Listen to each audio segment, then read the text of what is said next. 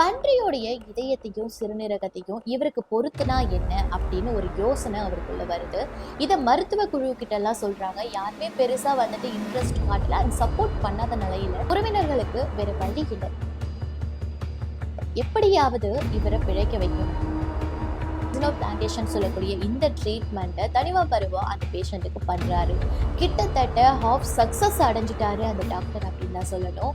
ஏன்னு பார்த்தீங்கன்னா இந்த பேஷண்ட் 7 நாளோடைக்கு ரொம்பவுமே ஹெல்த்தியா இருந்திருக்கிறாரு இந்த ட்ரீட்மெண்ட் ஆஃப்டர்.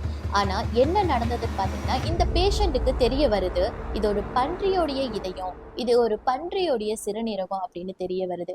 இதை கேட்ட அந்த பேஷண்ட் ரொம்பவுமே மனதளவுல ரொம்ப உடைச்சு போறாரு. ஒரு பன்னியோடைய இதயத்தையும் ஒரு பன்னியோட சிறுநீரகத்தையுமா எனக்கு நீங்க பொறுத்திருக்கீங்க அப்படின்னு அவரு மனதளவுல உடைச்சு போறாரு.